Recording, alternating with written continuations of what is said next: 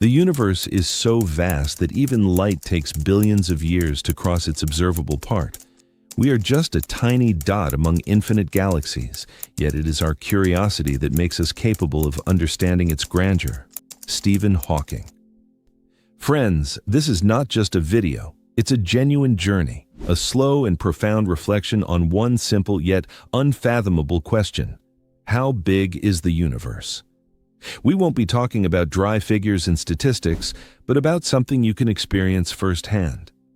If the universe is truly as immense as scientists claim, if it's expanding at an incredible speed exceeding the speed of light, if it contains trillions of galaxies, each comprising hundreds of billions of stars, and if its age is almost 14 billion years, what does that mean for each of us? How does it affect our lives, our problems, our plans, and even every breath we take? Over the next few minutes, we will journey further and further away from Earth until our minds reach their limits, perhaps even breaking a little along the way. We'll start with ancient stargazers, then move on to the first telescopes in modern science, until we reach the invisible boundaries of the observable universe. But we will also explore the emotional impact of encountering such a scale. For numbers are just cold data, but perspective is a personal perception. Let's pause for a moment and look around. Notice the walls, the furniture, the objects we own, the planet spinning beneath our feet. All of this exists within a galaxy that spins within a filament, stretching across a universe expanding so rapidly that even light cannot keep up. We will trace this path step by step. In the beginning, there was light, but before light, there was silence. So, let our journey begin. There's something intuitive about the feeling of standing under a truly dark sky, free from streetlights or artificial illumination from buildings. In such moments, the Milky Way spills overhead, resembling a river strewn with diamonds. Each star twinkles, reflecting its age and distance. In this moment, you can feel your pulse slow, everyday worries recede into the background, and a calm clarity takes their place. Psychologists call this state awe, an intense emotional experience where one's sense of self shrinks and the feeling of connection to the surrounding world expands. This isn't just a poetic description, it's a physiological process. Blood pressure drops, the heart calms, and stress recedes into the shadows. This feeling doesn't arise by chance. Researchers have found that this emotion triggers the release of calming hormones, quietens internal dialogue, and even reduces markers of inflammation. Studies have shown that people who regularly experience awe, whether by stargazing or enjoying the beauty of nature, report lower anxiety levels, increased happiness, and a deeper sense of meaning in life. And this feeling isn't limited to the wilderness. Even a few minutes spent contemplating urban landscapes and stars can induce a similar mental shift. This emotional release is incredibly significant. As we begin to approach cosmic scales and discuss light years and galaxies, our minds need to be relaxed. If the mind is consumed by daily stresses, numbers will bounce off consciousness like static noise. But in a state of calm openness, each number becomes a revelation. We begin to breathe in unison with the universe. That's why the next stage of our journey won't be about measurements or historical facts, but about a ritual, preparing the heart and mind to perceive the grandeur underlying our journey. By immersing ourselves in a state of awe, our world shrinks. Clothes, commutes, and daily arguments recede into a silent background, and the cosmos unfolds in all its splendor. This sheds everything that stood between us in the wonder.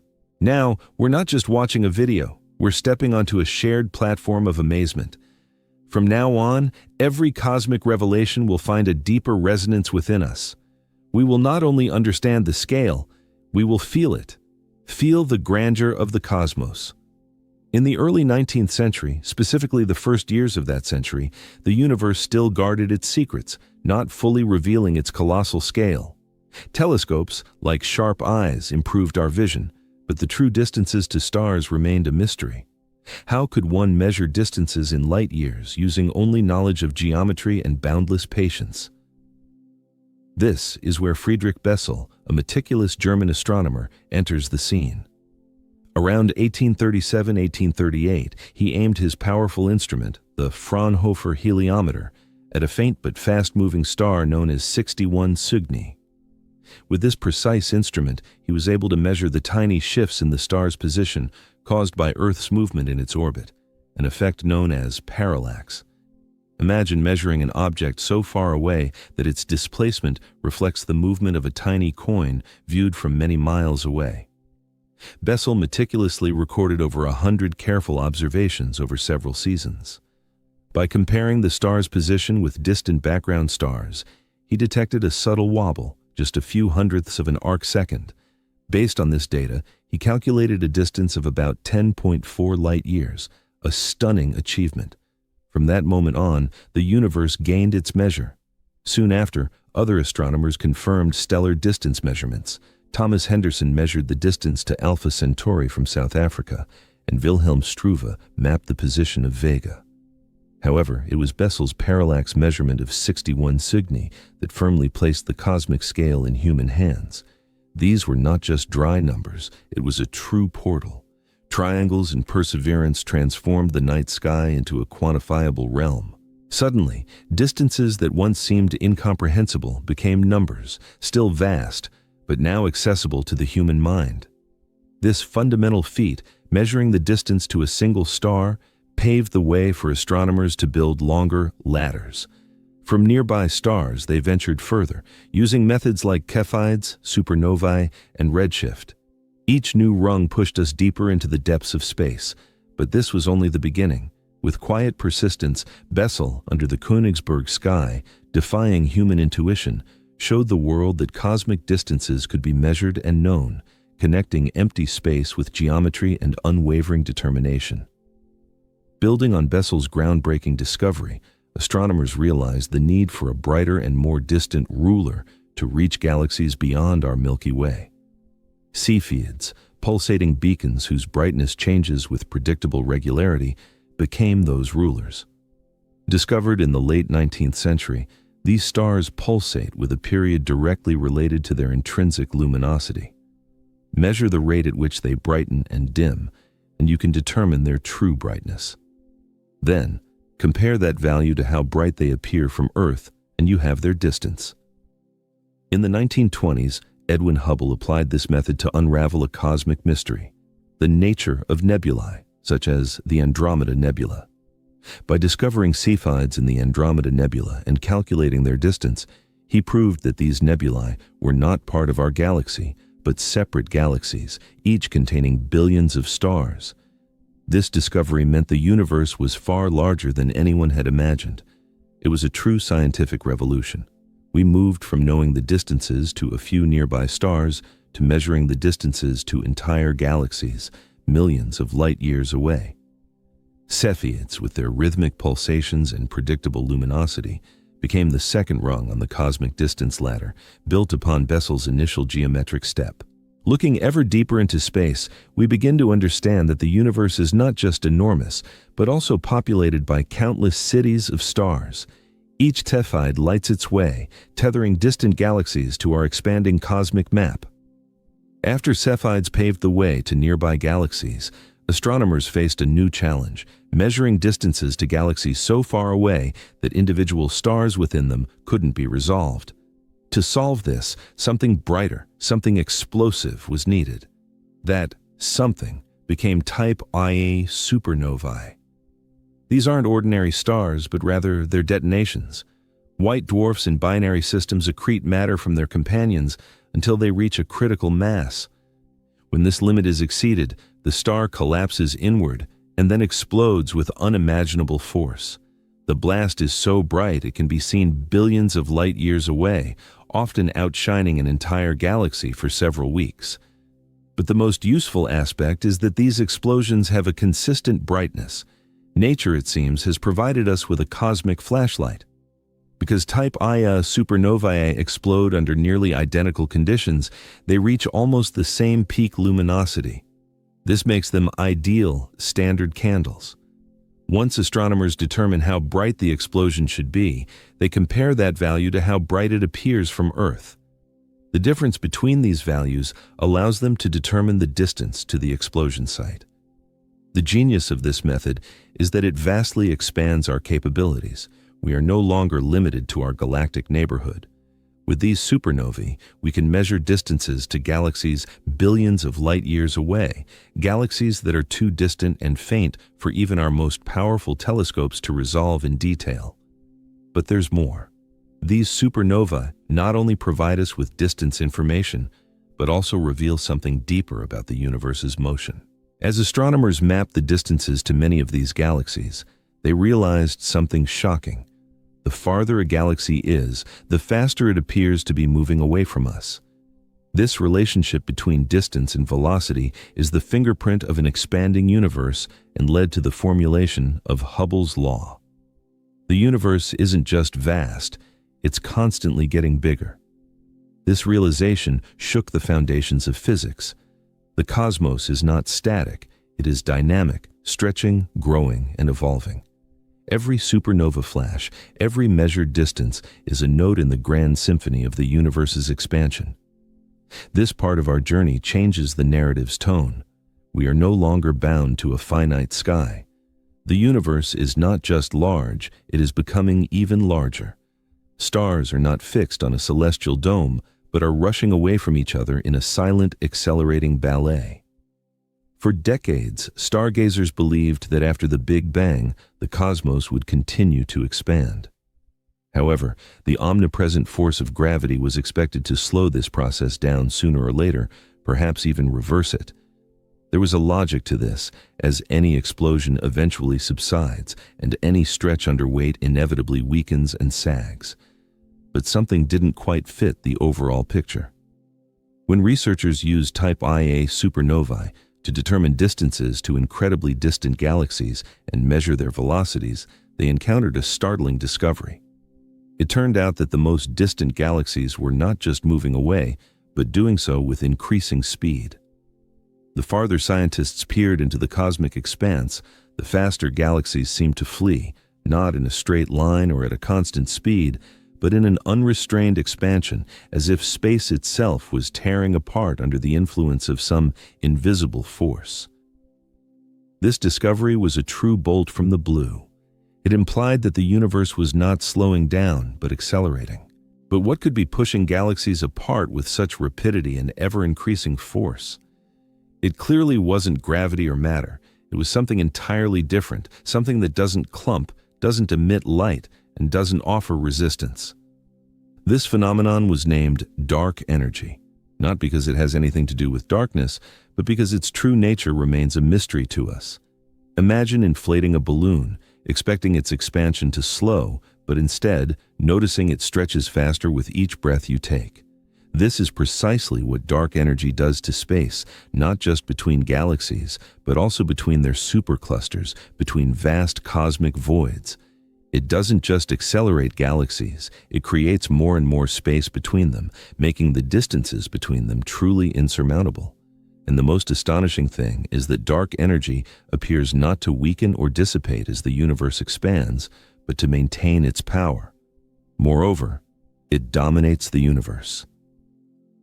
According to current astronomical estimates, about 70% of all energy in the cosmos is attributed to this invisible accelerator.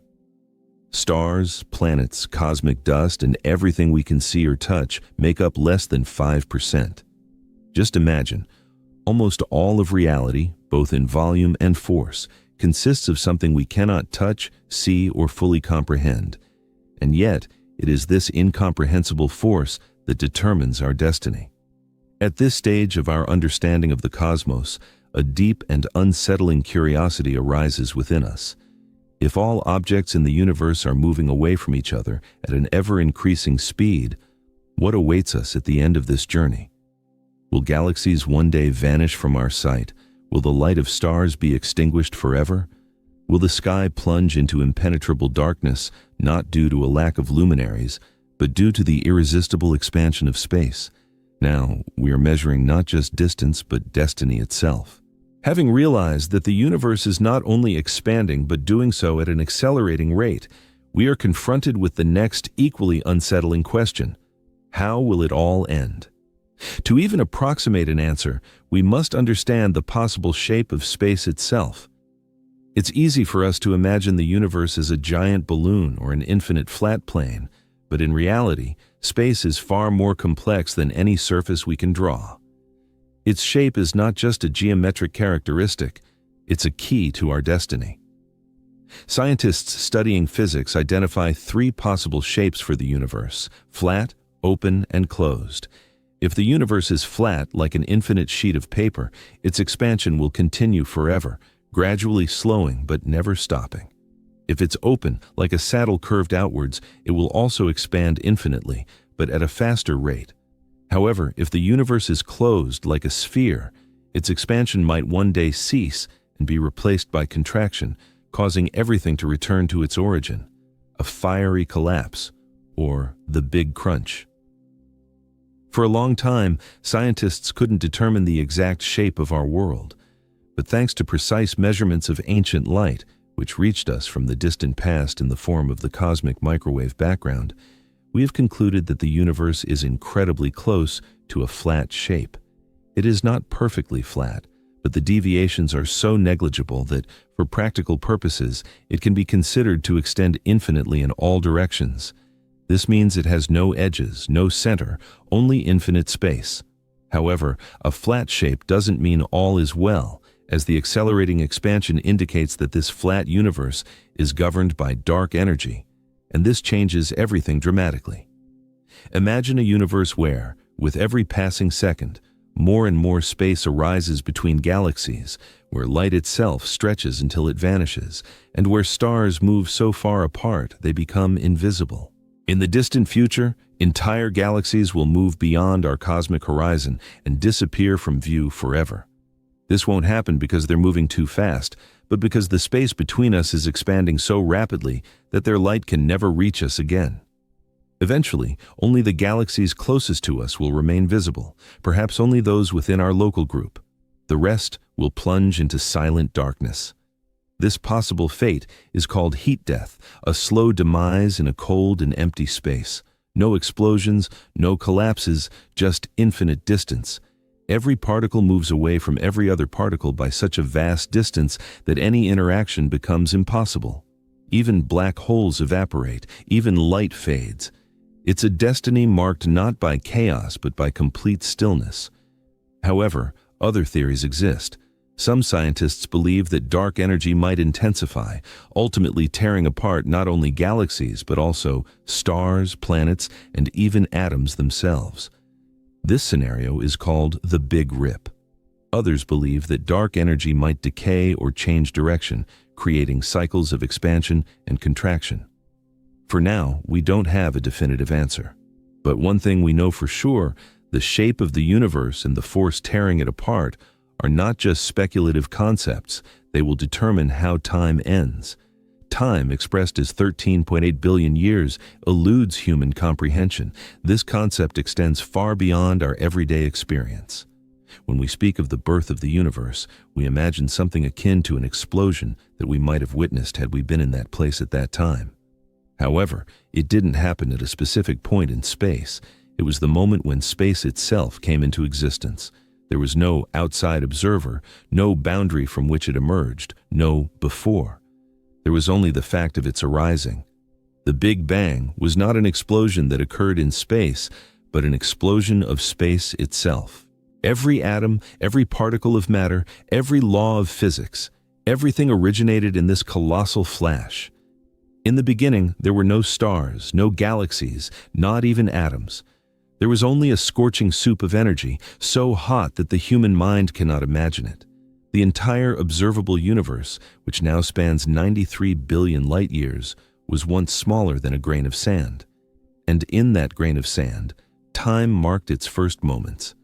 In less than a fraction of a second, the universe underwent a phase called inflation, a period when it expanded faster than the speed of light. This was not a violation of the laws of physics, as space itself has no speed limit. This inflation determined the scale of the cosmos, smoothed out irregularities, shaped patterns, and turned quantum fluctuations into the seeds of future galaxies. Then came the cooling. In the first 3 minutes, protons and neutrons formed, as well as hydrogen and helium, the basic elements of everything we know. Matter began to coalesce, and gravity came into play, beginning its pull. And slowly, after almost 400,000 years of darkness, the universe became transparent. Light could travel freely for the first time. This primordial light still exists. It whispers to us in the microwave range, faint but eternal. From this point on, structures began to form. Clouds of gas collapsed, forming stars. Stars gathered into galaxies, which spiraled, danced, and collided with each other. From the fiery elements, from chaos, the architecture of the cosmos emerged. Billions of years passed. In one quiet corner, a small star formed, surrounded by dust and rocks. One of these rocks gave rise to oceans, life, consciousness, eyes that looked back to ask, where did we come from? And the answer is that we came from that very beginning, from heat, gravity, and time. From nothing, everything arose.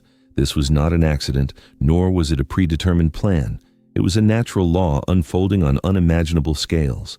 And even now, every particle in your body carries a story that began at that very moment. Every breath you take consists of atoms forged in the early fire. You are a remnant of that great beginning. In the early universe, after the Big Bang's flames cooled and plunged into darkness, there were no stars. There was just an immense silent expanse filled with hydrogen and helium. Gravity waited patiently. And then, millions of years after the first light broke free, clumps began to form. Tiny density irregularities, amplified by gravity, drew gas inward, and the universe took its first breath of structure. These clumps compressed, and that's when the very first stars were born. But these weren't the stars we see now. These were giants, true monsters compared to modern stars, tens or even hundreds of times more massive than our sun, burning with a brilliance we can barely imagine. They lived short lives and died young, some existing for only a few million years, mere blinks in cosmic time. We call them population 3 stars, a hypothetical first generation. They were composed of pure hydrogen and helium, the primordial elements forged in the Big Bang. They contained no carbon, no oxygen, no metals. In astronomical parlance, metals refers to all elements heavier than helium. And these stars had none of them. They were truly pristine. Due to their immense size, these stars burned with incredible fury. In their cores, hydrogen fused into helium, and then helium into heavier elements, but their immense weight sealed their doom. Many ended their lives in catastrophic supernovae or collapsed directly into black holes. They left no fossils, no glowing remnants, only their ashes, scattered as heavier elements throughout the cosmos. And it was from these ashes that everything else formed: the carbon in your body, the iron in your blood, the oxygen you breathe. None of this existed before these stars. They created the ingredients of life in their fiery deaths. Without them, no planet could support life. No tree would grow. No conscious being would look up and wonder about its origins. We have never seen any of these first stars. They died too long ago, too far away. Their light may have already faded, or their remnants might be hidden in ancient galaxies, shrouded in dust and distance. But we can infer their existence from what followed. New generations of stars, enriched with heavy elements, galaxies permeated with dust, planets rich in complex chemistry. They were the universe's first alchemists, and the question remains, is even one of them still out there? Could some small star have survived all those epochs and lived to the present day? Ancient and quiet, orbiting in some forgotten corner of the cosmos? If so, it would be older than any star we know, a relic from a time before structure, before light, before the universe as we know it began to form. Once the first generations of stars fulfilled their mission and passed away, the universe transitioned to an entirely new phase of its existence. It was no longer just a vast collection of gas. Now it had its own history, including heavy elements, and an architect named gravity emerged. Gravity acts unhurriedly. It waits patiently, attracts, and creates. Over hundreds of millions of years, tiny star clusters gradually merged, collided, and grew. What began as small groups of starlight eventually transformed into galaxies, vast rotating stellar metropolises. Each is a gravitational cathedral built from the remnants of stellar lives. Galaxies did not arise instantaneously. They formed gradually, through collisions and interactions. Early galaxies were chaotic, irregular in shape, representing small groups of stars lacking any symmetry. But gravity was given time. Billions of years passed and smaller galaxies merged, rushing into larger spiral and elliptical structures. Collisions did not lead to destruction. On the contrary, they were creative. Galaxies grew by absorbing each other. Our Milky Way is a result of this process. It did not originate in its final form, but was the outcome of countless mergers, each adding stars, dust, and elements of structure.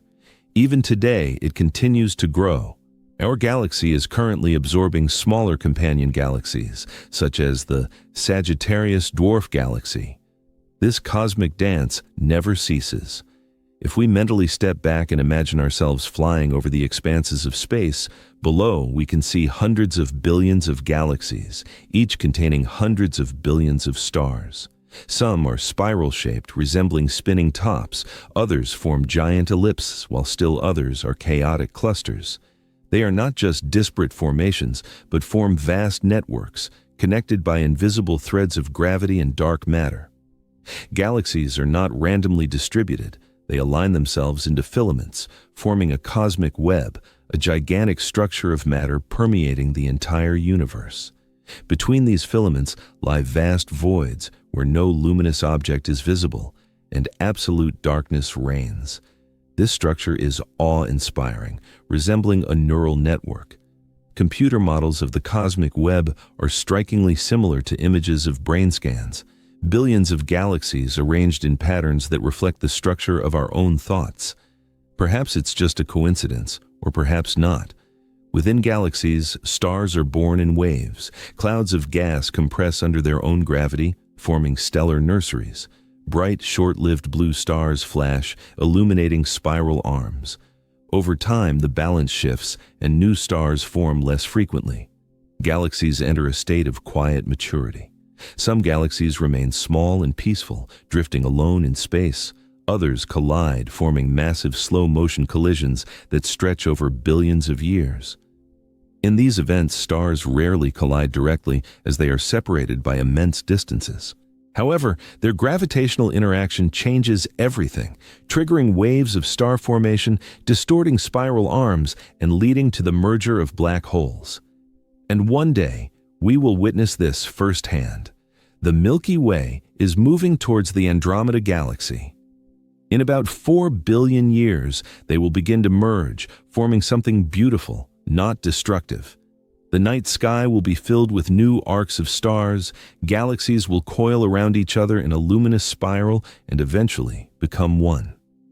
Such is the destiny of galaxies, not isolation, but union. The cosmos is built through collisions, creating order from chaos, and what began as scattered starlight transforms into a complex structure. The Milky Way, which to the naked eye appears as a soft band of light in the dark sky, seems poetic, serene, and familiar. However, if we could view it from above, we would see a spiral hundreds of thousands of light years wide, rotating like a cosmic whirlpool, with 100 billion stars swirling around a hidden center. This is our galaxy, our home, a flattened disk of stars, dust, gas, and memories. We are in one of its spiral arms, known as the Orion Arm, located between two larger arms, Sagittarius and Perseus. This position, modest and distant from the center, is a kind of gift, as it provides us with a clearer view of the galaxy's structure with less interference and a better view of the sky beyond. If we had been born in the crowded galactic core, the night sky might have been a dazzling wall of starlight, beautiful but obscuring everything else. The Milky Way completes one rotation around its axis approximately every 230 million years. This means that the last time the Sun was in its current position in this spiral dance, early dinosaurs inhabited Earth. Stars like our Sun orbit the galactic center at incredible speeds, reaching about 800,000 kilometers per hour. Nevertheless, the galaxy is so immense that it takes them hundreds of millions of years to complete one orbit. At the very center of the Milky Way hides a mystery, a supermassive black hole. It doesn't swallow everything around it, but acts as a central landmark.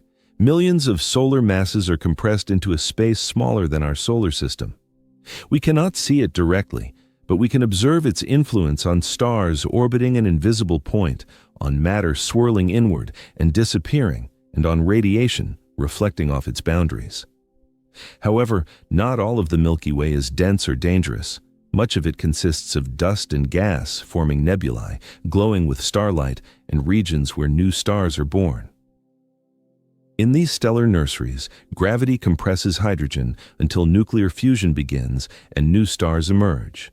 Some live fast and die, exploding as supernovae, while others, like our Sun, shine stably for billions of years. We are inextricably linked to this spiral, part of its architecture. The atoms that make up your body were once scattered throughout the galaxy, synthesized in different stars, ejected into space, recycled in molecular clouds, and ultimately assembled here, in the form you now inhabit. Even now, the Milky Way is not alone. It is surrounded by satellite galaxies, small companions like the large and small Magellanic Clouds, orbiting it like children around a parent. It is in constant motion, drawn to its neighbors, and eventually destined to merge with the Andromeda Galaxy in a grand collision of star systems. Yet, we see only a part of it. A vast portion of the Milky Way remains invisible, hidden behind dust or matter within which we move. And surrounding all of this is a halo of something else, something that emits no light but binds everything together: dark matter.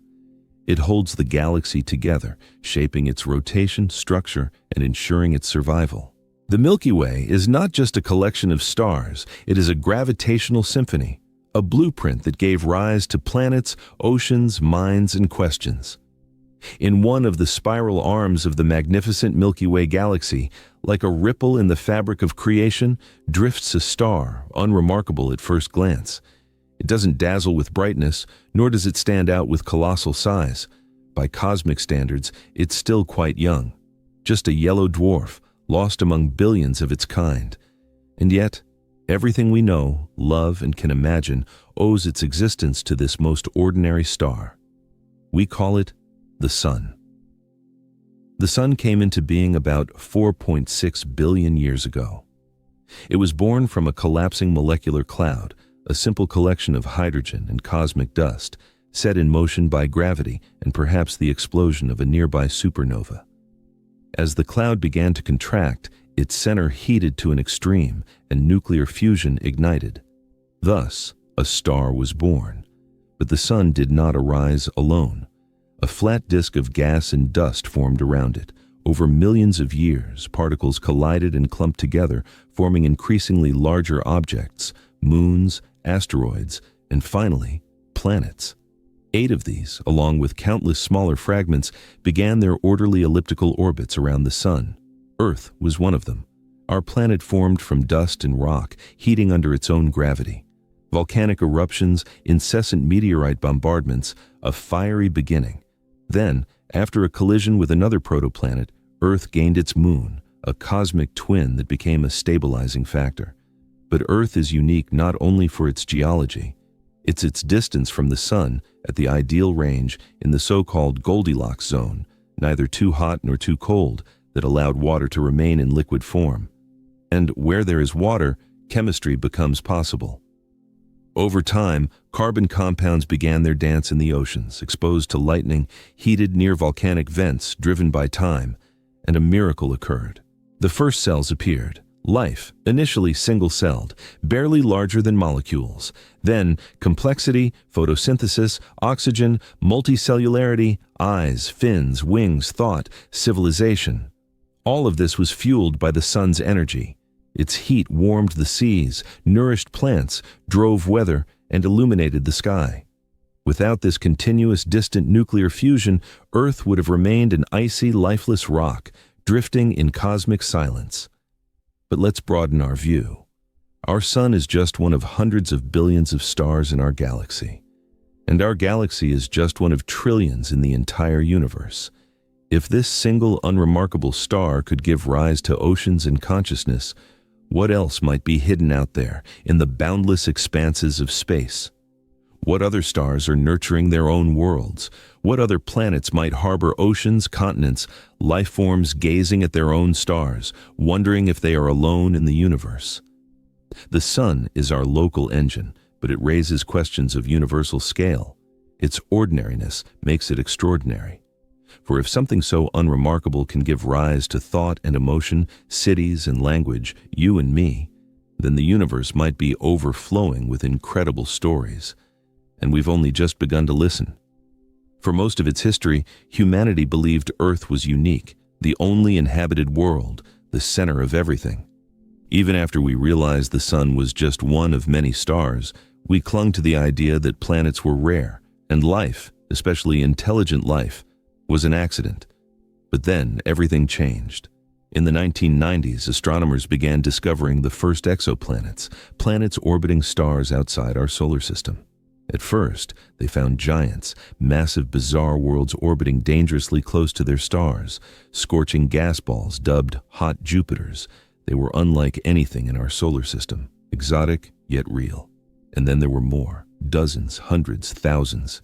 To date, over 5,000 exoplanets have been confirmed, with thousands more candidates awaiting confirmation. These aren't just statistical anomalies, they're everywhere. It turns out that almost every star in the night sky likely has at least one planet. Many stars have entire planetary systems. Some may have dozens.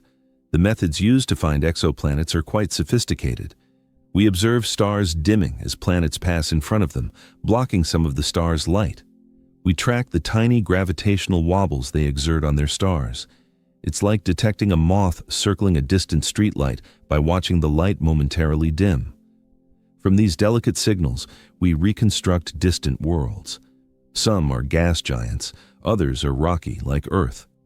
An increasing number of planets are found in the habitable zone, not too close and not too far from their star, where temperatures allow liquid water to exist. We call them Goldilocks planets. Not too hot, not too cold, but just right. These planets keep us restless because every time we find a rocky world orbiting in the right spot, our imagination begins to paint pictures. Could there be oceans, weather, life? Could intelligent beings, cities, civilizations have evolved there? Could someone there be looking into space, wondering if they are alone in the universe? But these are not just romantic fantasies. With instruments like the Kepler Space Telescope, TESS, and soon the James Webb Space Telescope, we are beginning to study the atmospheres of exoplanets to detect the fingerprints of chemical elements, water vapor, and even oxygen. Soon, we may be able to smell the scents of alien skies from light years away. The odds are changing. We once thought we were a cosmic miracle. Now it's beginning to seem that the miracle might be the rule, not the exception. Life may not be rare, but inevitable, etched into the physical laws of the universe, like gravity and light. And if that's true, then the silence of the cosmos becomes even more mysterious and profound. Where is everyone? We will certainly ask that question. But first, we need to grasp the scale we're dealing with. For the nearest potentially Earth-like planet could be 40 light-years away. That's unimaginably close on a galactic scale, yet impossibly far for us. We've talked about exoplanets, about potentially Earth-like worlds in the habitable zone. But now it's time to come back down to Earth. How close are they really? What do these distances mean? Imagine a planet just 40 light-years away. On a cosmic scale, that's practically a next-door neighbor. However, in practical terms, it would take tens of thousands of years to reach it, even with the fastest modern spacecraft. 40 years for light, but tens of millennia for steel and silicon. Yet, 40 light-years is a tiny distance compared to the size of the galaxy, which is 100,000 light-years across. It's like measuring a distance in centimeters on a football field. So in a galactic sense, we're almost neighbors, but practically, we're unreachable. And there are planets 100, 500, 1,000, and even thousands of light-years away. The starlight from them is already outdated information. It's history arriving decades or even centuries after it happened. If you could see something happening there, it might have ended long ago. That's the emotional subtext. These worlds are close in scale, but unimaginably distant in terms of travel. They can be seen, cataloged, their light studied, but touching them is still impossible. And this tension, where space can be both small and vast at the same time, is the essence of cosmic wonder. Hope intertwines with humility here. It's the thrill of unfolding possibilities, tempered by harsh reality. And it makes you wonder, what are we to do with all this? Wait for technology to advance? Send signals, build telescopes, trying to hear something? Imagine a future where we travel between stars or seek meaning here and now. Over the next few minutes, these questions will be explored. The silence between the stars will be mapped. We will try to understand what we know about these distant celestial bodies. We will try to illuminate space, time, and possibilities with a narrative torch. For no matter how much numbers speak of distance, stories convey it to the heart. Distances measured, orbits mapped, thousands of distant worlds discovered. Now comes the big question. How do we actually search for life? And not just any life, but life we can recognize. First and foremost, we need to listen to the stars. Natural light holds many secrets, for example, the fingerprints of molecules in the atmospheres of other planets. With powerful telescopes, scientists analyze absorption spectra, looking for biosignatures, oxygen, methane, water vapor. The presence of oxygen can indicate photosynthesis, and in combination with methane, it can point to a chemical imbalance often associated with life processes. Next comes the search for technosignatures, a specific term for signs of alien technology, signals, structures, energy use, and anything that might indicate the presence of intelligence. SETI projects have been scanning the skies for decades, listening for narrowband, repeating pulses, signs of radio transmissions, or beacon signals. So far, no concrete findings have emerged, but the search continues. As for closer objects, our probes and rovers are traversing Mars, looking for plumes on Europa's icy surface and preparing missions to Titan. They are searching for microbial fossils, subsurface oceans, and organic chemistry, all precursors or evidence of life. Each of these efforts is another step towards understanding our place in this world. We're not just asking if there's life out there, but what it will mean for us if the universe is teeming with life, even microbial, or if we are truly alone. The answer to this question will change absolutely everything. If life is common, then the spark of biology connects all worlds. Evolution becomes not just a coincidence, but a universal story. If we are alone, then every living soul, every tree, every ocean on Earth becomes a priceless cosmic anomaly. Whether we find life or not, the very process of searching for it has a profound impact on us. It reminds us that humanity isn't just searching, a part of us desperately needs to. For if we are not alone, then who are we? If we are alone, what responsibility, purpose, and loneliness does that imply? Over the next few minutes, we will explore how these searches are conducted, what has been learned so far, and why nothing is more important than this question. For in the night sky, every distant signal is a question echoing across space and time. Is anyone out there? And our answer to that question may define the history of life itself.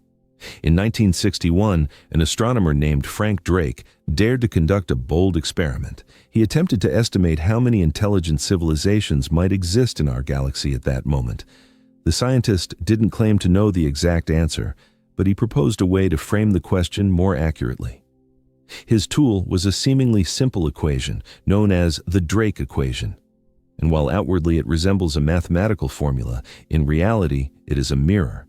Each variable in this equation reflects a deep uncertainty and a colossal cosmic mystery. How many stars appear in the galaxy each year? What fraction of these stars have planets? Among these planets, how many can be classified as Earth-like? How many of them are potentially capable of supporting life? Of these potentially habitable planets, on how many does intelligence develop? And of these intelligent civilizations, how many choose to create technologies that allow for communication? And finally, how long are such civilizations capable of existing? The final number is the result of multiplying all these probabilities, multiplied by the unknown. Depending on the values substituted, the result can range from 1 to tens of thousands. And here lies the main difficulty. Even if the emergence of life is commonplace, the development of intelligence may be far less common, and intelligent civilizations may be short-lived. Perhaps most civilizations do not survive long enough to make contact. Perhaps they destroy themselves, or perhaps they simply cease to exist.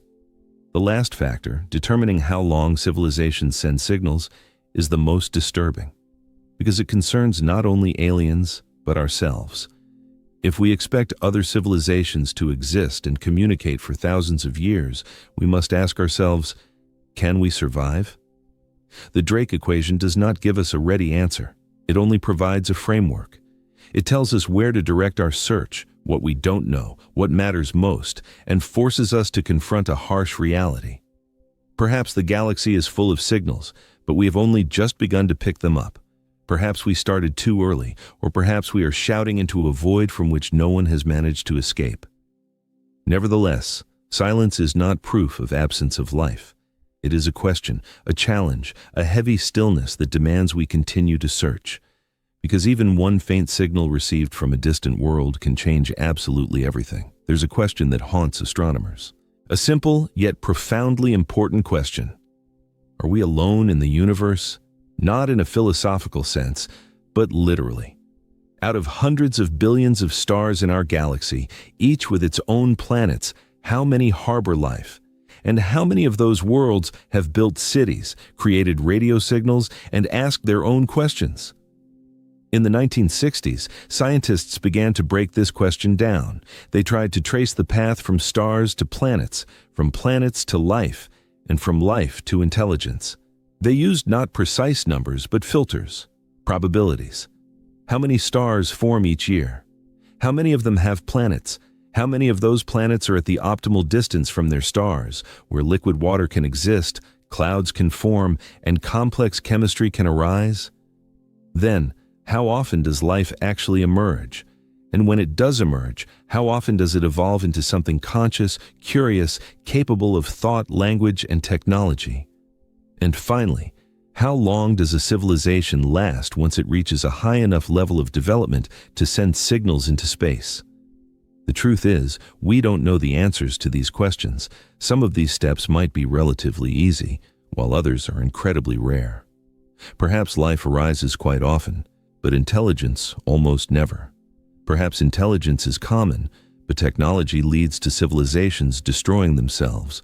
Or perhaps all these civilizations exist right now, but they are too far away, sending signals too faint, or emerge too early or too late. It's like tuning an old radio, trying to catch a faint whisper in a galaxy full of silence. And the numbers we plug into the equation are like a mirror. Plugging in different values yields vastly different results. One estimate suggests millions of civilizations could exist in the galaxy. Another estimate suggests we might be utterly alone. But here's the point. Even the existence of just one other civilization would change everything, because it would mean we are not an accident, that the universe favors the emergence of life, that we are part of something larger, a cosmic ecosystem, a community we have yet to meet. And if we are indeed alone, then this tiny blue world, this flickering spark of self-awareness in a cold and dark sea of cosmos, becomes infinitely precious. Either way, this question matters immensely. It reveals who we are, what we fear, what we hope for, and perhaps what awaits us in the silence of space. So we've peered intently at stars, planets, vast cosmic distances, and even silence itself. But there comes a moment when the questions demanding answers become so grand that they don't allow us to stay put. And that's exactly where we are now. For if we accept that the universe is ancient, teeming with stars and planets, yet maintains absolute silence, perhaps the root of the problem lies not in external factors, but within ourselves. Perhaps our assumptions are wrong, and the universe is structured entirely differently from what we've come to believe. Let's start with one of the most incredible hypotheses. What if we live inside a computer simulation, not just metaphorically, but a genuine programmed construct? If reality is computational in nature, like a game or a laboratory experiment, then the reason we can't detect other civilizations might be that they were deliberately removed, hidden, silenced, or perhaps never even existed in this simulation. Some learned scholars argue that if any civilization reaches a level of development allowing it to simulate entire universes, then most intelligent beings would likely reside within such simulations. And if that's truly the case, how can we know? Here's another version. Alien civilizations might be deliberately invisible, not due to weakness, but on the contrary, due to excessive strength and power. Highly advanced species might operate on scales or frequencies that we simply cannot detect. They might use quantum networks, gravitational waves, or particle fields. They might be all around us and we wouldn't even suspect it, or they might be deliberately hiding from us. If the dark forest theory is true, where shouting your existence into space is extremely dangerous, then concealment becomes the only way to survive. These silent civilizations might still exist, observing us and biding their time. There's also the so-called zoo hypothesis, which suggests that Earth is deliberately avoided by other civilizations. Intelligent beings might exist, but they have chosen not to interfere with our lives. For them, we are merely animals behind glass, inhabitants of a cosmic preserve. But there's also the most unsettling explanation. Perhaps we emerged too early. Perhaps life, intelligence, and even curiosity are only just beginning to blossom in the universe. Perhaps the universe simply needed time to mature. Perhaps the conditions suitable for the emergence of consciousness are only now forming, and we are among the first sparks of intelligence. If this is indeed the case, then we are not only pioneers, but also guardians. We bear the burden of being the only voice that can currently speak on behalf of the cosmos. These explanations might sound like science fiction, but in reality, they are not just wild conjectures. These are carefully developed models, thought experiments, philosophical weapons designed to break through the veil of mystery surrounding the cosmic silence. And all these theories share a common thread. They shift the focus from what's out there to who we truly are. Perhaps the silence of space is not an emptiness. Perhaps it is structured, designed, contains glitches, or is only just beginning to awaken. And in the absence of a definitive answer, we are left alone with the haunting thought, the universe is either teeming with life, or we are utterly alone in it. And either way, the consequences of this discovery will be staggering. We have spoken of stars, of galaxies, of the visible and luminous cosmos, but most of the universe remains inaccessible to us. Not in the sense that it has disappeared, but in that it is hidden from our eyes. It is silent. It emits no light, reflects none, and gives off no heat. And yet, it exists, holding all cosmic objects in their places. We call it dark matter, and it is not just some space filler, but a vital component of the universe. Without dark matter, galaxies would simply fly apart, and stars would scatter in all directions like sparks from a grinding wheel. But this doesn't happen. Galaxies are held together by an invisible, massive halo surrounding them. We have managed to map dark matter, albeit indirectly, by observing the rotation of galaxies, how light bends around galaxy clusters, and how the cosmos expands. Dark matter is always present, leaving a gravitational imprint, yet remaining invisible. What is it? We don't know. It is not made of atoms, dust, or gas. It does not behave like anything we have ever seen in a laboratory. It is matter, but it does not interact with light. We cannot see it, but we can only observe the results of its effects. But that's not all. If dark matter holds galaxies together, something even stranger is, on the contrary, pushing them apart. This is dark energy, which, unlike dark matter, which exerts attraction, expands space. Dark energy is the cause of the accelerated expansion of the universe, which causes distant galaxies to move away from us faster and faster. It is a kind of anti-gravity, acting not just in space, but on space itself. Together, these two mysterious entities, dark matter and dark energy, make up more than 95% of the universe. Just think about that. Everything you have ever touched, tasted, built, destroyed, or loved, all the atoms that make up every star, every world, and every form of life, constitute only the remaining 5%. We are merely shadows, dancing in the light of a deeper and unknown reality. And yet, using these 5%, we have begun to map 95% of the universe.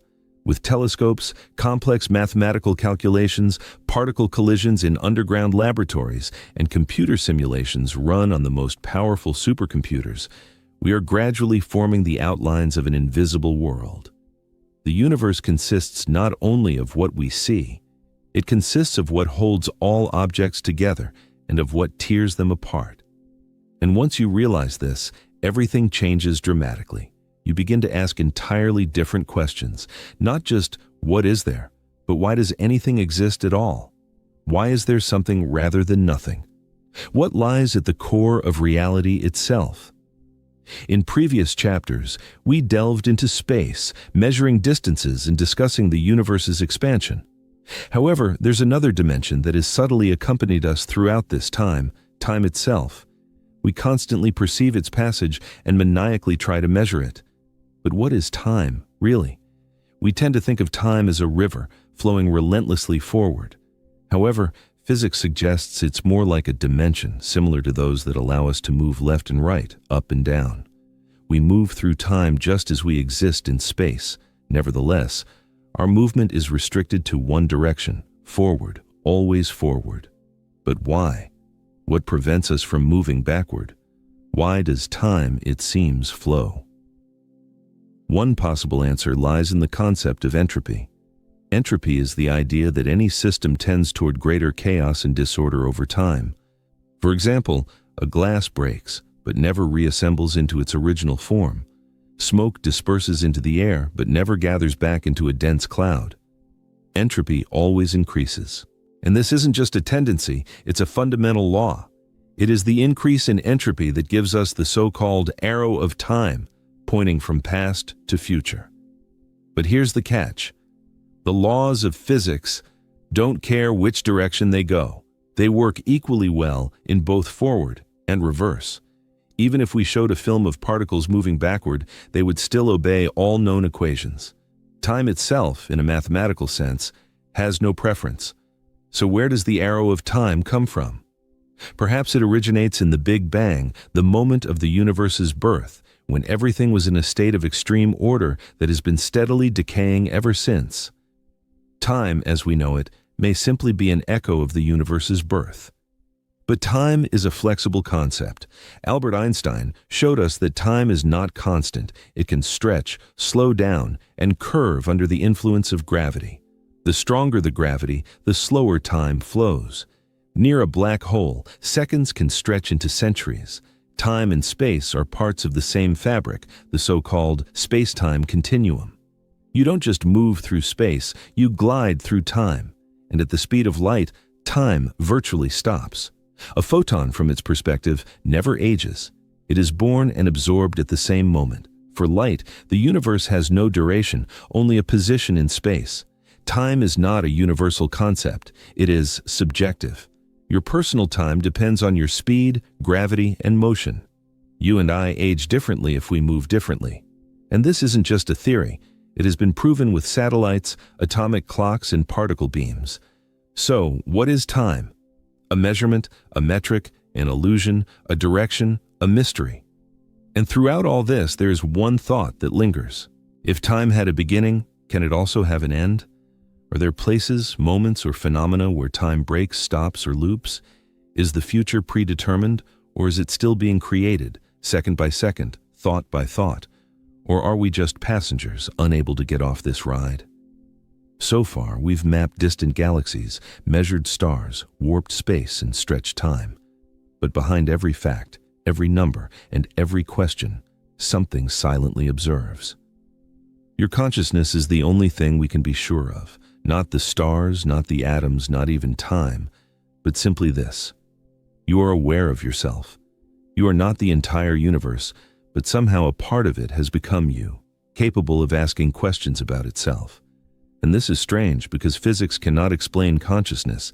It explains neurons and electrical impulses, but the experience of being, having thoughts, memories, fear, and love, that is something else entirely. Let's pause here. Truly pause. Right now, you are listening to a voice in your head, a story. But who is listening? Who are you behind your eyes?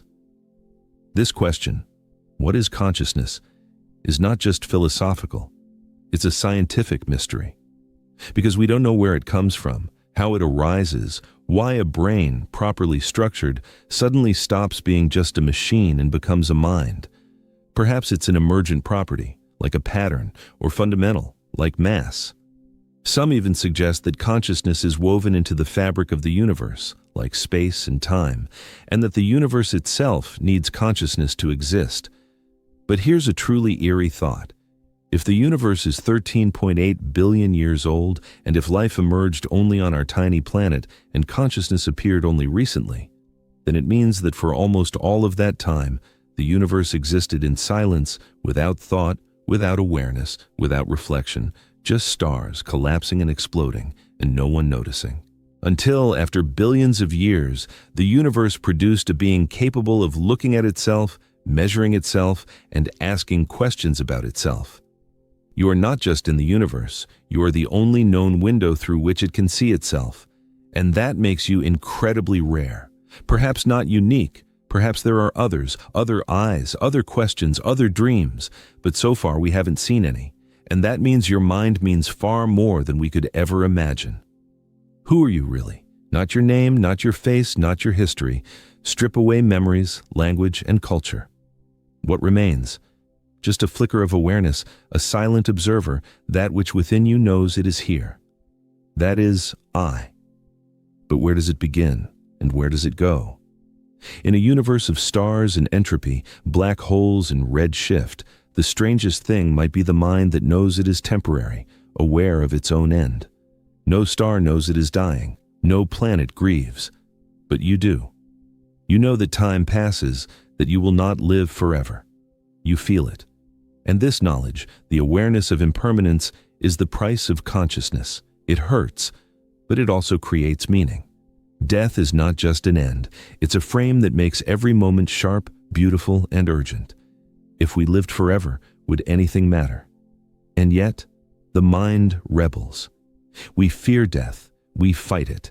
Every story we have ever told, every religion, work of art, and scientific discovery is, in some way, a reaction to the fact that we are conscious and finite. But here's a strange twist.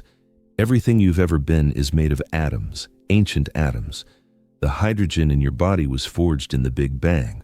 The carbon in your bones was created inside stars. You are made of dead things, and yet somehow you are alive. And when you die, these atoms will continue to exist. They will not disappear or stop. They will return to the cycle, from dust to dust, from thought to silence, from silence to stars. So perhaps consciousness is not something that is lost, but rather a pattern that emerges when the right conditions blossom. A wave, not a particle, a ripple in complexity. If this is true, then death is not an erasure, but a liberation. And the universe, vast, dark, and expanding, may be capable of producing that flicker again somewhere else, in someone else, or perhaps in some new form beyond anything we can comprehend. But for now, you are the only evidence we have. You are a miracle in mathematics, a fragile pulse in an indifferent cosmos. And perhaps that is enough. Humanity has stopped dreaming of distant stars and immeasurable distances, turning its gaze to more intimate questions, to the inexpressible weight hidden behind every search for meaning. For, having understood the grandeur of the universe, the rarity of life, and the fleeting nature of consciousness, the question inevitably arises: does anything matter at all? What good are kindness, beauty, and thought in a boundless cosmos destined to cool? Why care about joys, sorrows, and art when even stars are doomed to perish? What is a fleeting breath worth compared to trillions of empty worlds where no breath has ever sounded? This is the abyss of cosmic melancholy, a chasm where all meaning seems to drown. The silence of the universe is not just a physical phenomenon. It is a profound, emotional emptiness. We cry out for significance, but the cosmos remains silent. And yet, despite everything, we continue to love, to dream, to look at the sky, mesmerized not by fear, but by wonder. And perhaps therein lies the answer. Perhaps meaning is not to be found in the universe, but to be brought into it. Perhaps our purpose is not to find a purpose, but to create one, to fill every crack with it, to fiercely erect it, like a fire in the darkness. The fact that the universe does not give us ready answers is our greatest strength, for it means that the choice is ours. We ourselves determine what matters, who we are to be. We are not here to be judged, but to fill the world with meaning. And look what we have created with this freedom. We composed symphonies, fell in love, painted stars. We sent robots to other planets, found cures for diseases, held the hands of the dying, wept over poetry. We took the chaos of physical laws and transformed it into compassion. No other creature, as far as we know, is capable of this. And what if meaning is so rare? Gold is also rare. Light in deep space is rare. And you too are unique. The universe is not obligated to give us purpose, but we, against all odds, give it to her. And that changes absolutely everything. We build, we speak truth, we love, and we inevitably ask, how long will this last? This question, like a shadow, accompanies every creation, every sculpture, story, whisper in the night. It's a quiet rebellion against inexorable time. For deep down, we know that everything will eventually fade. Empires will crumble, stars will die, even memory will be erased. The universe obeys entropy, the great destroyer. It relentlessly dissipates energy, destroys structures, equalizes temperature. That's why ice melts, flames die, no mechanism works forever, and ultimately, the universe itself may plunge into cold and darkness. But despite this, we build pyramids, create golden records for Voyager, compose songs passed down by word of mouth, create digital libraries encrypted in crystals, send binary messages drifting from the solar system into the boundless void. Why? Because even without being able to stop time, we can leave our marks in it. Not eternal, but long enough to echo, to reach into the future, to remind some distant intelligence, or perhaps just the void, that we existed. We thought, we dreamed, we strived. There is a strange grandeur in this. Recall Voyager 1, launched in 1977. It is now more than 14 billion miles from Earth. It carries images, greetings, music, a time capsule sent into the utter darkness. It will drift among the stars for billions of years, outliving both Earth and the extinguished sun. Perhaps it will never be found. But that doesn't matter. What matters is that we sent it, that we declared our existence, that we tried. So what remains after us? Not buildings, not even species, perhaps stories, perhaps acts of care, perhaps the urge to create beauty despite awareness of its impermanence. And even if all this disappears, if entropy devours every word, every memory, every work of art and architecture, then perhaps the most important thing is that it all happened at all. We lived, we thought, we burned with consciousness in a universe that did not ask us to. And that is no small thing. For centuries, humanity has gazed heavenward, gripped by the same question. Is there anyone out there in the boundless expanse of space looking back? This isn't just about stars or planets, but about intelligent beings, possessing consciousness, history, and the ability to ask questions, beings whose gaze might meet ours. This is the eternal hope of all who ponder cosmic existence, the hope that we are not alone in the universe. But what would a real encounter mean, not with microscopic life forms or fossils, but with a civilization, with an intelligent species aware of its existence, having created tools, language, and perhaps even its own traditions? Perhaps members of this civilization, like us, gazed at their own night sky, pondering the very same question. We often imagine first contact as a scene from a science fiction movie. Spaceships, greetings, mutual understanding through translators. However, the truth will likely be far more unusual. If we ever receive a message from alien intelligence, it will most likely be a signal, a pulse, a stream of data sent in the distant past across immeasurable light years. This signal might come in the form of radio waves, a laser beam, or a burst of neutrinos. By the time it reaches us, its senders may already have ceased to exist. Nevertheless, We will undoubtedly undertake its deciphering, analysis, and study with the utmost diligence. For even a tiny fragment, a word, a number, or a pattern will be of immense significance. It will be proof that we are not an accident, some cosmic anomaly. It will connect us to something greater, older, and existing in parallel. And yet, there is also something sobering in this dream. If an alien civilization proves to be more advanced, the gap between us might be insurmountable. We might be like ants trying to understand a broadcast from a vast cathedral. It's quite possible that we won't even be able to recognize language or meaning in their message.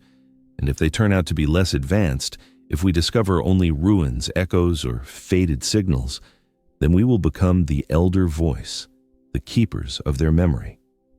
In any case, such contact would fundamentally change everything: our religious beliefs, scientific knowledge, understanding of life, purpose, and time. We would cease to think in terms of individual countries or peoples and begin to perceive ourselves as a single species whose voice echoes among the stars. Even the attempt to make contact is of immense importance.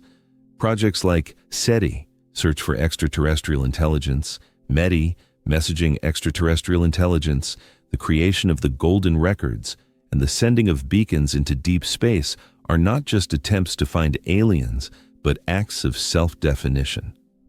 What would you say to someone you've never met? What would you send into the starry depths? Perhaps music. We continue to ask questions and reach for the stars. But what if no one answers? What if we send messages, launch telescopes, and scan the heavens for centuries, hearing nothing but the quiet hum of physical processes? No contact, no signals, no ruins, just all-encompassing silence. In such a situation, it's easy to fall into despair, to imagine a lifeless cosmos, cold and indifferent, to believe that we are alone, lost on a tiny blue island, surrounded by an ocean of stars that will never speak to us. However, perhaps we are looking at the situation from the wrong angle. Perhaps silence is not a refusal, but an invitation. If we truly are the first or only species to awaken to consciousness, then we are the very voice the galaxy has been waiting for, a story that is only just beginning to be written. We are the torchbearers in a universe not yet filled with song. This means that this moment, our time, carries an unimaginable responsibility, because our future actions will matter immensely. Will we withdraw into ourselves, divide and destroy ourselves, never leaving the cradle? Or will we strive for the stars, build, explore, learn, and manage to survive long enough to become those who send messages to future intelligent beings? Imagine this. 1,000,000 years from now, a young species, just learning to listen, picks up a signal, ancient, simple, and unequivocal. You are not alone. We were here, and we made it. This signal could very well have been sent by us. We could become the first page in the book of galactic civilization, a myth, a memory, a voice that survived time. And if such a possibility exists, even the smallest, then our task becomes clear. We must earn our place in history, not only through technology, but also through wisdom, kindness, art, music, and science. All that makes consciousness beautiful. For if we are first, then we set the tone. The cosmos does not give us purpose, but it gives us time, space, and silence. And how we use that silence is entirely up to us. We often imagine the future as tomorrow or next year, perhaps looking a century ahead. But what about 1,000,000,000 years? What will the universe look like then? Not for us, but for time itself. Let's start with the stars. Our sun has about 5 billion years left to exist. After that, it will swell into a red giant, then collapse into a white dwarf, a glowing ember slowly fading into darkness. Other stars will meet the same fate. Massive ones will explode as supernovae, leaving behind neutron stars or black holes, while smaller ones will quietly fade.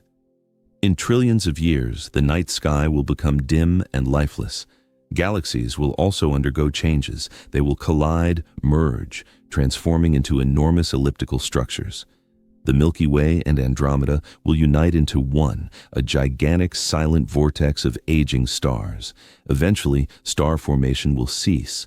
The raw materials, gas and dust, will be depleted, and no new stars will be born. Then the universe will enter the degenerate era. Black dwarfs, neutron stars, rogue planets, drifting between dead suns will turn into a cold, lifeless graveyard of what once existed. But the story won't end there. Over unimaginable spans of time, even these remnants will disappear.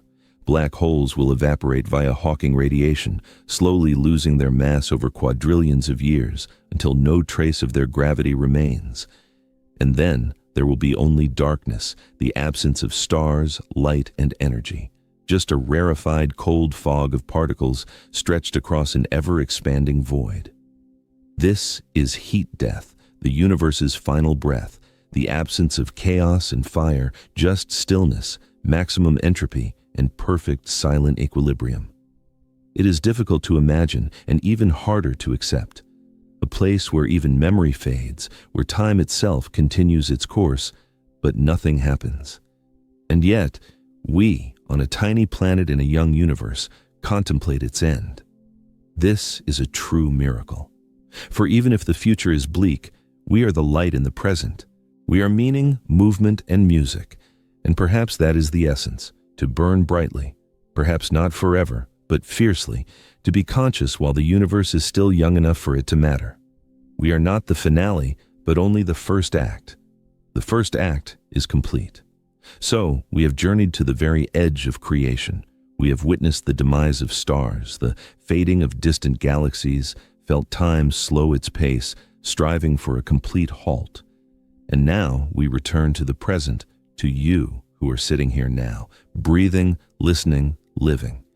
The universe is completely indifferent to what you do. It will not punish or reward you.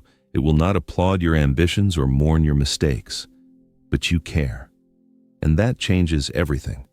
For if all that exists, stars, atoms, consciousness, language, is truly temporary, then you are the most unique phenomenon in the entire universe, a being aware of its own finitude. And here's the truth. The grandeur of the universe does not diminish you. On the contrary, it elevates you. The fact that you are so small gives your decisions incredible power. The fact that your lifespan is so short makes every moment precious.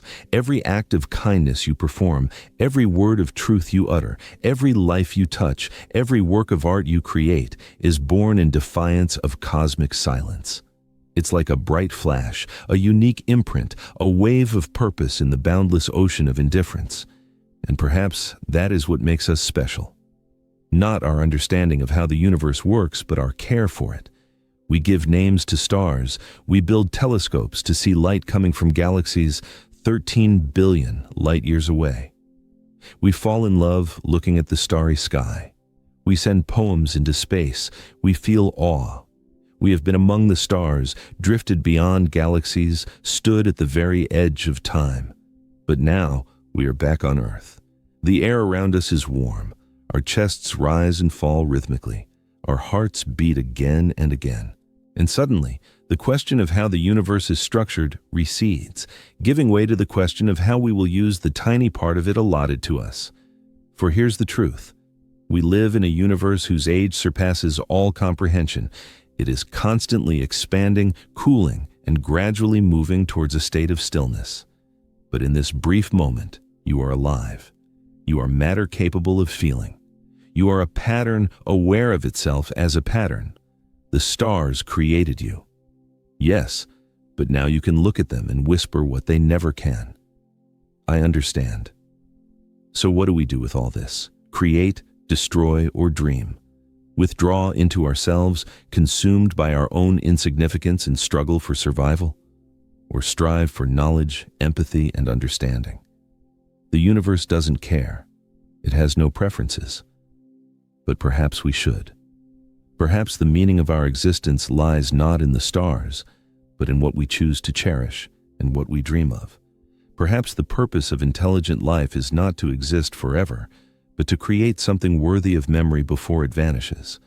For if we are truly alone in the universe, if no one is watching us and no signal will ever come, then everything we do takes on even greater meaning, not less.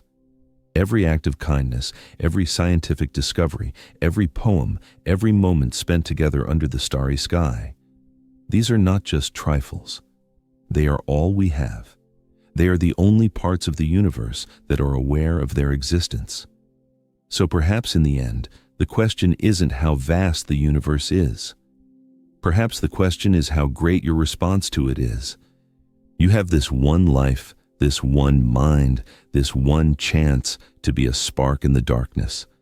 And you are not alone. We are here too. We think, we ask questions, and we strive for more with you. Let's revisit that absurd yet memorable phrase. You might think the pharmacy is far away, but that's minuscule compared to cosmic scales. At first, it seemed funny, a kind of cosmic joke. Now, it sounds like an understatement because, by exploring the boundaries of time and light, investigating the structure of galaxies, traversing black holes, and delving into the depths of consciousness, we arrive at an undeniable conclusion. You are tiny, but this is not a humiliation, it's a revelation. Your significance is determined not despite your size, but precisely because of it. For in this boundless and indifferent space, you care. You search, you wonder, you ask questions that no other creature, no star, no atom has asked.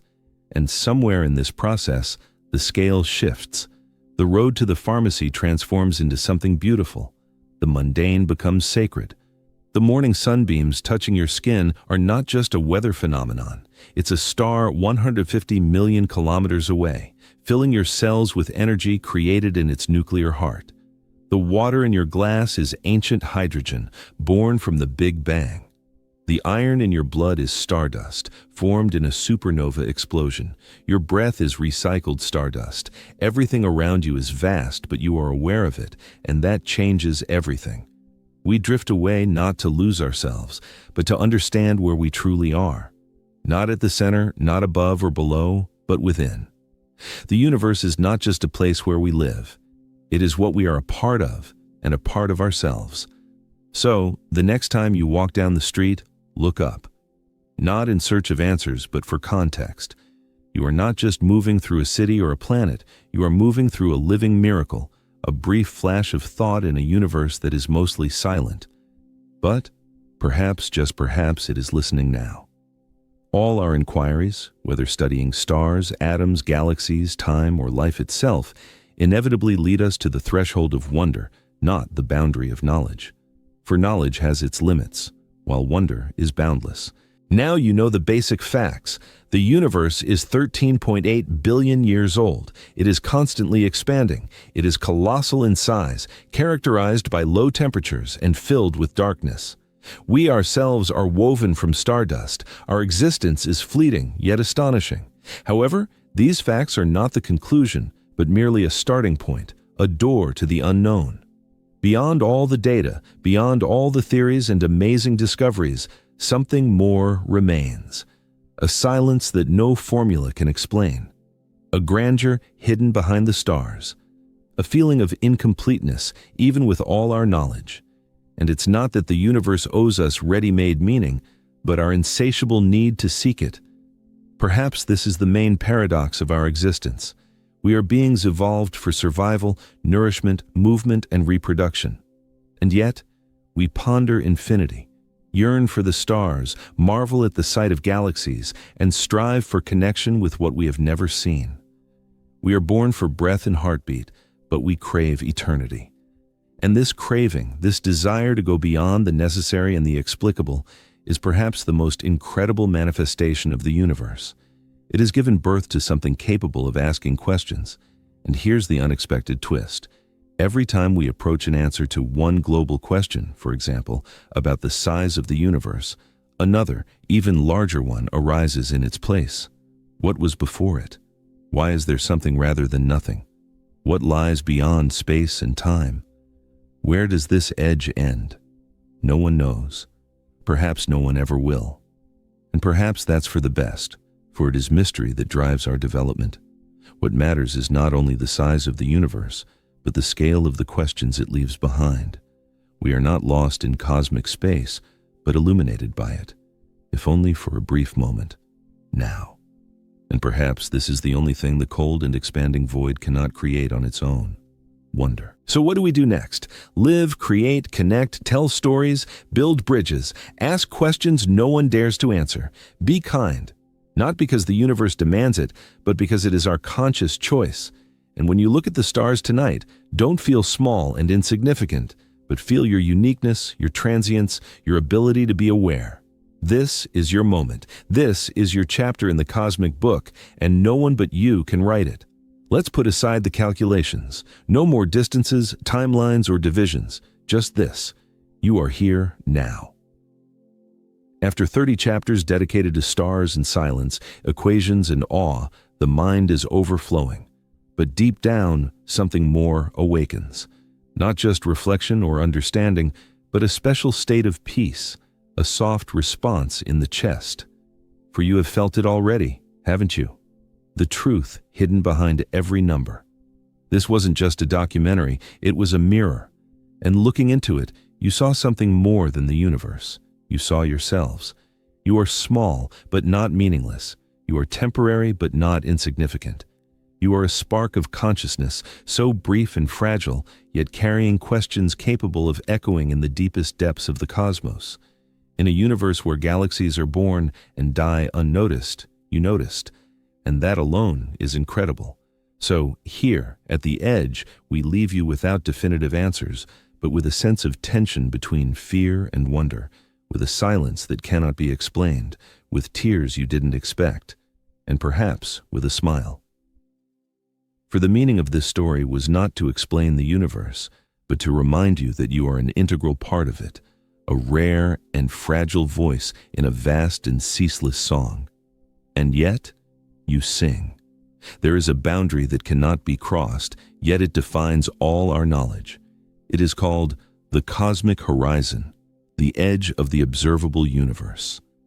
This is not a wall or a place one can travel to, but a limit, a boundary determined by light, time, and the very speed of causality. It is the maximum distance that light has had time to travel to us since the birth of the universe, approximately 46 billion light years in all directions. This number seems definitive and precise, but it is not. For beyond this edge, beyond the visible, lies something we cannot yet see or measure, but almost certainly know exists. More stars, more galaxies, more matter, more space, and perhaps even more versions of reality. This is the most challenging concept to grasp. What we have seen, mapped, photographed, and modeled, what we have touched with radio waves and telescopes, that's not all. It's just the very beginning, a grain of sand on a beach of unknown size, a dewdrop on the edge of a cosmic storm. What lies beyond? No one knows. Perhaps it's more of the same, endless expanses of stars and voids, clusters and filaments, repeating endlessly. Or perhaps something stranger lies there, regions with different laws of physics, different particles, and different versions of causality.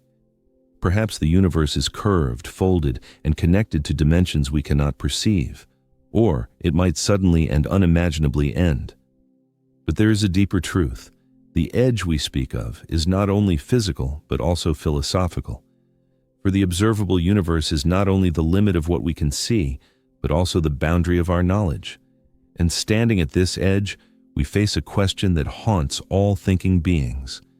Is this all? Is this all we can know? Or is there something beyond the unreachable, the unknowable, yet still real? This question challenges not only science, but also our humility. For we must learn to live with not knowing, to breathe in mystery, and to reconcile ourselves with limitations. But it is in this humility that beauty lies. We become explorers again, not of lands and planets, but of questions, meaning, and curiosity itself. And perhaps this is our main purpose, not in the answers, but in the striving for them, in wonder and dissatisfaction. We stand at the edge of the visible universe not with maps, but with imagination, and for now, that's enough. There's one question everyone carefully avoids, and it's not because it's forbidden, but because no data, however extensive, can answer it. It's not about distant galaxies or tiny atoms, not about colossal distances or relentless time. It's about what lies beyond the known, beyond our understanding. We've traveled billions of light years through this story.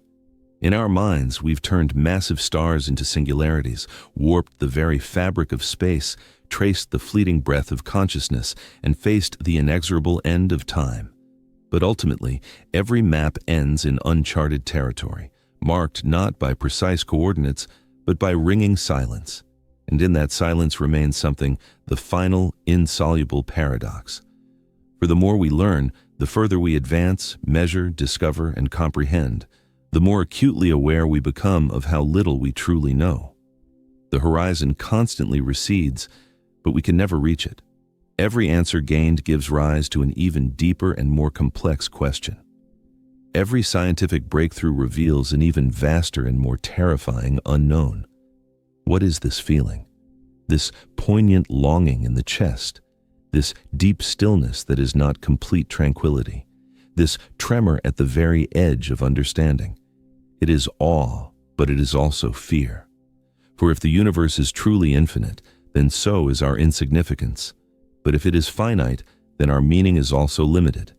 If we are utterly alone, then we are inexpressibly precious. If not, then we are just one quiet voice in a vast choir that we cannot hear. Either way, this truth is both unbearable and beautiful, and its echo will resonate within us endlessly. What created the universe? Why does it exist at all? What is the origin of the fundamental laws governing everything we have ever seen? Is there something beyond this, something beyond existence itself? We don't know, and perhaps we never will, but we continue to ask these questions. And perhaps that is the whole point. For in a universe filled with blind, ruthless forces and indifferent stars, it is you who ask the impossible questions, dream, grieve, create meaning from a simple cloud of dust illuminated by nuclear fusion. You don't just exist. You ask why you exist. And that, perhaps, is the most powerful force in the entire universe. You are not the culmination. You are rather the continuation.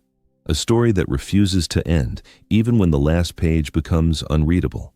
A faint light that will burn, ask questions, and strive forward, no matter how dark the night becomes.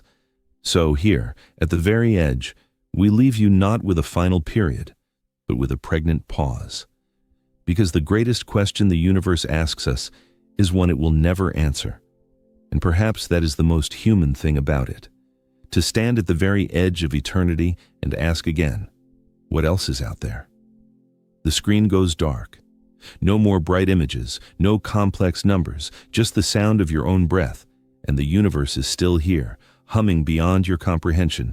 You have come an incredibly long way. And not so much in physical space as in something far deeper. You have expanded the boundaries of your mind, stretched your imagination to the very edge of time, faced mortality, unfathomable mystery, the unbearable size of everything. And somehow, you are still here. Not broken, not lost, but wider, deeper.